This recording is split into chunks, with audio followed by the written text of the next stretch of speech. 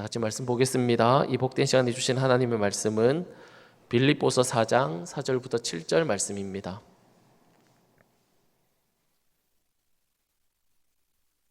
빌립보서 4장 4절부터 7절까지 말씀입니다.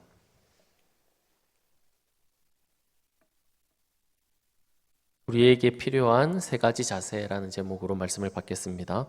빌립보서 4장 4절부터 7절까지 말씀 한 절씩 교독하겠습니다. 주 안에서 항상 기뻐하라. 내가 다시 말하노니 기뻐하라. 너희 관용을 모든 사람에게 알게 하라. 주께서 가까우시니라. 아무것도 염려하지 말고 다만 모든 일에 기도와 간구로 너희 구할 것을 감사함으로 하나님께 아뢰라. 그리하면 모든 지각에 뛰어난 하나님의 평강이 그리스도 예수 안에서 너희 마음과 생각을 지키시리라. 아멘. 사도 바울은 감옥 안에서 오늘 빌립보서를 기록했습니다. 그래서 빌립보서를 옥중서신이라고 우리가 부르는데요. 그가 감옥 안에서 편지를 적는데 그 편지의 내용을 보면 우리가 참 놀랄만한 그런 이야기를 기록하고 있습니다. 우리가 잘 알다시피 빌립보서를 기쁨의 서신이라고 부를 만큼 사도 바울은 편지에서 기쁨이라는 단어를 자주 사용하고 있습니다. 오늘 우리가 읽었던 본문에도 이 기쁨이라는 단어를 사용하고 있는데요. 감옥 안에 있는 사람이 어떻게 기쁨이라는 단어를 그렇게 자주 사용할 수 있겠습니까? 그것도 또 감옥에 또 이렇게 자기가 본인이 잘못해서 들어간 것도 아니고 어쩌면 억울하게 감옥 안에 들어가 있는데 그런 사람이 어떻게 편지를 적으면서 기쁨이라는 단어를 이렇게 사용할 수 있을까요? 그것은 아마 성도들에게 있어서 기쁨이라는 감정은 빼놓을 수 없기 때문에 그렇지 않는가 이런 생각을 해봅니다. 오늘 우리가 읽은 본문을 통해서 우리에게 사도 바울은 세 가지의 자세를 이야기하고 있는데 어떤 자세를 말씀하고 있는지 우리 살펴보려고 합니다. 먼저 첫 번째로 성도에게 필요한 자세는 기뻐하는 자세라는 사실입니다. 오늘 본문 4절은 이렇게 말씀하고 있죠. 주 안에서 항상 기뻐하라. 내가 다시 말하노니 기뻐하라. 사도 바울은 우리에게 기뻐할 것을 명령하고 있습니다.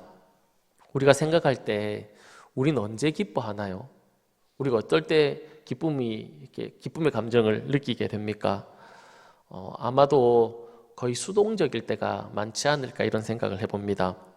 우리가 살아갈 때 어떤 상황이나 여건이 우리 마음과 딱 맞을 때 우리가 기뻐하는 그런 경향이 있지 않습니까?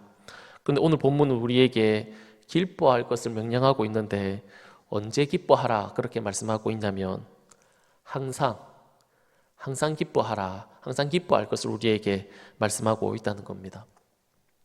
우리가 기쁠 때 기뻐하는 것은 당연히 할 수 있겠지만 상식적으로 생각해 볼 때 우리의 삶에서 늘 기쁘고 늘 좋은 일만 있는 것은 아니지 않습니까?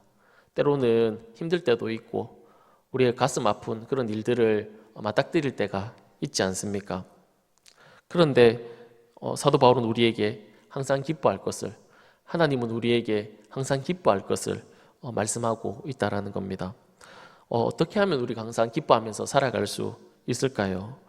오늘 본문에서 그 답은 주님 안에 거할 때 가능하다 그렇게 말씀하고 있습니다. 오늘 본문에 보면 항상 기뻐하는데 언제 기뻐해야 된다라고 어떻게 하면 기뻐할 수 있는지를 가르쳐 주는데 그래서 주님 안에 거할 때 우리가 기뻐할 수 있다 그렇게 말씀하고 있다는 겁니다. 이 세상을 살아갈 때 다양한 상황과 우리가 만나게 되지 않습니까? 그럴 때마다 우리가 주님 안에 거하면 기뻐할 수 있다 그렇게 말씀하는데 주 안에서를 또 다른 의미로 보면 주님과 늘 함께 동행하는 겁니다. 주님과 우리가 늘 함께 살아가는 것이죠. 우리가 사랑하는 사람과 있으면 기뻐할 수 있지 않습니까? 사랑하는 사람이 내 옆에 있으면 우리는 그 사람 때문에 기뻐하면서 살아갈 수 있습니다. 이와 마찬가지로 사랑하는 주님과 함께 있을 때 우리는 항상 기뻐하면서 살아갈 수 있다라는 것이죠. 우리가 살아왔던 지난 한 주를 이렇게 한번 생각해 보시면 우리는 어떤 삶을 살았습니까? 혹시 환경에 막 이끌려서 살아오지는 않으셨습니까? 상황이 허락되는 대로 우리가 살아온 것은 아닙니까? 우리와 함께 하시는 주님, 우리 안에 계신 그 주님, 그 주님을 기억하지 못하고 상황과 환경에 혹시 막 이렇게 이끌려서 살아오지는 않으셨습니까? 우리가 살아계신 하나님, 우리와 함께 하시는 그 하나님, 그 하나님 인정한다면 우리는 기쁨 가운데 살아갈 수 있을 것입니다. 주님이 나의 모든 상황과 환경을 붙들고 계시기 때문에 그 주님이 나의 삶을 인도한다라는 확신이 있으면 우리는 모든 상황 속에서 기뻐할 수 있을 것입니다. 그래서 사도 바울은 우리에게 주 안에서 주님을 신뢰함으로 우리와 함께 하시는 그 하나님을 믿음으로 기뻐하라, 그렇게 말씀을 하고 있다라는 겁니다. 우리가 잘 아는 시편 23편에서 다윗은 이렇게 고백을 합니다. 내가 사망의 음침한 골짜기를 다닐지라도, 내 삶이 사망에 거하는 것처럼 그런 상황 가운데 거한다 할지라도 해를 두려워하지 않는 것은 주께서 나와 함께 하시기 때문이다. 사도 바울이 그렇게 고백하지 않습니까? 주님이 나의 삶을 인도하고 계신다라는 것. 상황이 좀 힘들고 좀 어려운 상황이 생기더라도 주님이 나와 함께 하시고 주님이 나를 인도하시고 보호하심을 믿었던 다윗은 나 이제 두려워하지 않는다, 그렇게 고백하고 있지 않습니까? 걱정하지 않는다, 그렇게 말을 하고 있습니다. 사랑하는 여러분, 우리의 삶을 주님이 다스리시고 인도하신다라는 그 확신 가운데 있으면 우리가 이 땅을 살아갈 때 그래도 조금 기뻐하면서, 그래도 좀 감사하면서 그렇게 살아갈 수 있지 않겠습니까? 간절히 바라기는 나와 함께 하시는 그 하나님이 우리의 삶을 보호하시고 인도하신다라는 그 확신 가운데 우리가 살아갈 수 있기를 간절히 소망합니다. 두 번째로 우리에게 필요한 자세는 관용이라는 자세입니다. 본문 5절에 보면 관용에 대해서 말씀을 하고 있는데, 이 관용이라는 단어의 의미는 자신에게 주어진 당연한 권리를 주장하지 않고 너그러이 대하는 태도를 우리는 관용이라고 이야기합니다. 이 관용을 누구에게 베풀라라고 말씀하고 있냐면 모든 사람에게, 우리 주변에 있는 모든 사람들에게 이 관용의 태도를 가져라, 그렇게 말씀하고 있습니다. 이 말은 내 주변에 있는 사람 중에서 예외가 없다는 겁니다. 우리가 관용을 베푸는 사람 대상이 예외가 없다라는 것이죠. 내 주변의 사람들을 보면 나에게 도움을 주는 사람도 있고 선을 행하는 그런 사람도 있다는 겁니다. 그 사람에게 어떤 자세를 취해라고 말씀하고 있냐면 그런 사람에게 관용의 자세를 취해라, 그렇게 말씀하고 있습니다. 그러나 반대로 나를 힘들게 하고 나를 좀 어렵게 하고 나를 괴롭히는 사람에게도 어떤 자세를 취해라고 말씀하고 있냐면 관용의 자세를 취하라, 그렇게 말씀하고 있습니다. 또한 예수를 믿는 사람에게도 이 관용의 자세를 우리가 취해야 되고, 예수를 믿지 않는 사람에게도 이 관용의 자세를 취해야 할 것을 우리에게 말씀하고 있습니다. 모든 사람, 예외 없이 모든 사람에게 관용의 자세를 취할 것을 우리에게 말씀하고 있습니다. 이렇게 우리가 모든 사람에게 관용을 베풀어야 하는 이유를 5절에서는 주께서 가깝기 때문에 그렇다라고 그렇게 말씀하고 있습니다. 우리 5절 말씀 우리 다 같이 한번 읽어볼까요? 다 같이 한번 읽어보겠습니다. 시작. 너희 관용을 모든 사람에게 알게 하라. 주께서 가까우시니라. 아멘. 주께서 가깝다라는 말은 언젠가는 우리가 다른 사람에게 이렇게 관용을 베풀 날이 끝난다라는 겁니다. 기회가야 주어져 있는데 그 기회가 언제냐면 주님이 오시기 전까지 우리는 모든 사람들에게 관용을 베풀 수 있다라고 그렇게 말씀하고 있다라는 겁니다.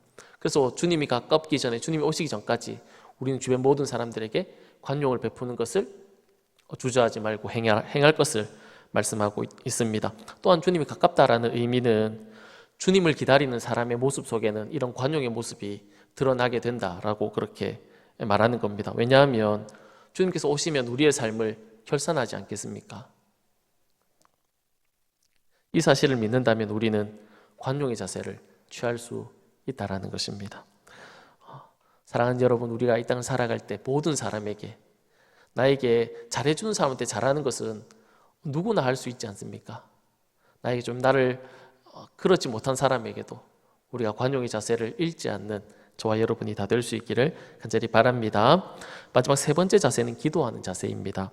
6절 말씀은 아무것도 염려하지 말고 다만 모든 일에 기도와 간구로 너희 구할 것을 감사함으로 하나님께 아뢰라. 그렇게 말씀하고 있습니다. 염려는 두 가지 종류가 있다라고 생각이 됩니다. 우리에게 유익이 되는 그런 염려도 있고 또 우리에게 그렇게 유익이 되지 않는 그런 염려도 있는데 어떤 염려는 우리에게 유익이 될 수 있을까요?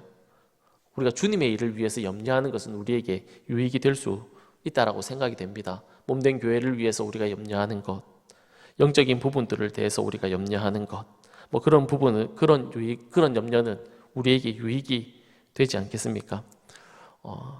그렇다면 본문에서 말하는 염려는 우리가 하지 않아야 되는 그런 염려를 말하고 있는데 우리가 이 세상에서 살아갈 때 이 땅의 것에 마음을 빼앗기면서 살아가면 우리는 염려를 하면서 살아가게 됩니다. 내가 할 수 없는 부분을 자꾸 내가 하려고 하면 우리는 염려가 되지요. 우리의 삶을 이렇게 한번 쭉 살펴보시면 우리가 할 수 있는 것이 그렇게 많지 않다는 것을 우리는 알 수 있습니다. 살아계신 주님께서 우리의 삶의 과정을 쭉 이끌어 가시고 결정 짓는 것이 많지 않습니까? 그런데 우리는 자꾸 이런 부분에 대해서 우리가 염려를 하는 것은 우리가 이렇게 염려하는 그 본질은 주님에 대한 우리가 불신, 믿지 못하는 그런 자세 때문에 생기는 것 같습니다. 우리를 사랑하셔서 아들을 보내셔서 구원하실 만큼 우리를 사랑하시는 그 주님께서 우리를 인도하시고 공급하시고 책임지시고 사랑하신다는 것을 기억할 때 우리는 염려하지 않을 수 있다는 겁니다. 그래서 살아계신 그 하나님을 기억하고 염려하지 말고 기도할 것을 사도 바울이 우리에게 말씀하고 있다는 것입니다. 이렇게 기도할 때 우리에게 어떤 일이 생깁니까? 주님이 주시는 그 평안이 우리 마음 가운데 임하게 된다라는 겁니다. 주님께서 우리의 마음을 지켜 주신다라는 것이죠. 우리 속에 염려와 걱정이 일어나지 않도록 평강으로 주님께서 우리를 지켜 주신다는 겁니다. 간절히 소망하기는 기도의 무릎이 강해져서 우리의 모든 염려와 걱정이 일어나지 않도록 주님의 평강이 우리의 마음을 지키시는 은혜가 우리 모두에게 있기를 간절히 소망합니다. 말씀을 정리하도록 하겠습니다. 바울은 우리에게 세 가지 자세를 설명하고 있습니다. 주 안에서 항상 기뻐하는 자세, 그리고 모든 사람에게 관용의 자세를 가지는 자세, 그리고 기도하는 자세, 이 세 가지를 우리에게 이야기하고 있습니다. 사랑하는 여러분, 우리가 이 세 가지의 태도를 우리의 삶에서 늘 지니고 살아갈 수 있는 저와 여러분의 삶이 다 될 수 있기를 간절히 소망합니다. 다 같이 기도하도록 하겠습니다. 살아계신 하나님 아버지, 고맙고 감사합니다. 오늘도 이 새벽에 깨어서 하나님 앞에 나와 예배할 수 있도록 저희들을 불러주신 것 너무 감사합니다.